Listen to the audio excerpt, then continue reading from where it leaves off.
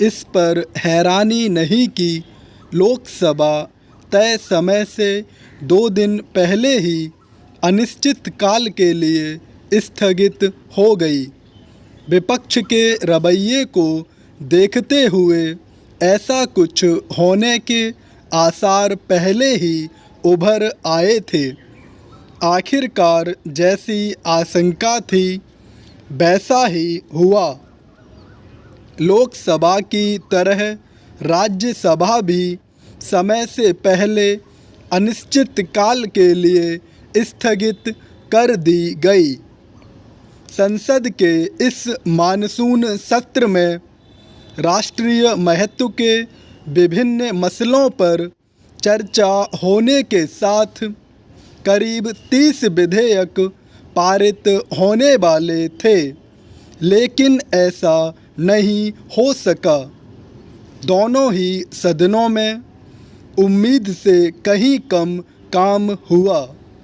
विपक्ष इस पर अपनी पीठ थपथपा सकता है कि उसने संसद में ज़्यादातर समय हंगामा किया और सरकार के एजेंडे को पूरा नहीं होने दिया, लेकिन यह शाबाशी नहीं, शर्मिंदगी का विषय है।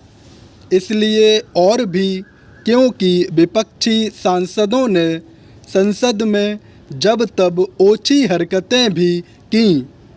लज्जा की बात यह है कि उन्हें अपने अमर्यादित आचरण पर अफसोस भी नहीं।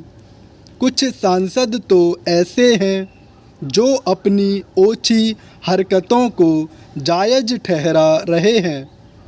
इस तरह का रवैया तो संसद की गरिमा को धूल धूसरित करने का ही काम करेगा। वास्तव में विपक्ष ने संसद को लगातार बाधित करके न केवल अपना बल्कि देश का नुकसान किया। उसने संसद के मानसून सत्र को बाधित कर एक तरह से अपने पांव पर कुल्हाड़ी मार ली। उसके पास विभिन्न मुद्दों पर सरकार को घेरने, उसे जवाबदेह ठहराने के साथ विभिन्न विधेयकों में संशोधन कराने का मौका था, लेकिन उसने यह सब गवा दिया। क्या इससे खराब बात और कोई हो सकती है कि विपक्ष के अड़ियल रवैये के कारण देश के लिए जरूरी समझे जाने वाले कामों में बाधा खड़ी हो।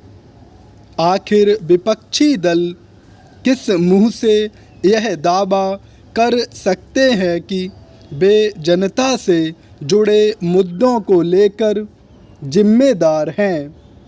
यह तो गैर जिम्मेदाराना व्यवहार ही है कि विपक्ष ने जिन मुद्दों पर चर्चा जरूरी बताई, उन पर बहस की नौबत ही नहीं आने दी। क्या विपक्ष इस पर विचार करेगा कि उसे हंगामा करके हासिल क्या हुआ? क्योंकि देश की जनता को तो यही संदेश गया है कि संसद के मानसून सत्र में विपक्ष ने अधिकतर समय हंगामा करने के अलावा और कुछ नहीं किया। निसंदेह संसद चलाना सरकार की जिम्मेदारी है, लेकिन इसका यह मतलब नहीं होता कि वह विपक्ष का हुक्म बजाए।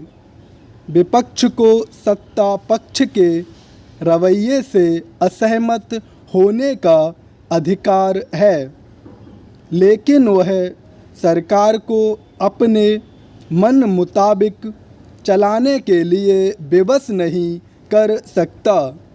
दुर्भाग्य से मानसून सत्र में वह यही करने पर आमादा दिखा। यह लोकतांत्रिक रवैया नहीं।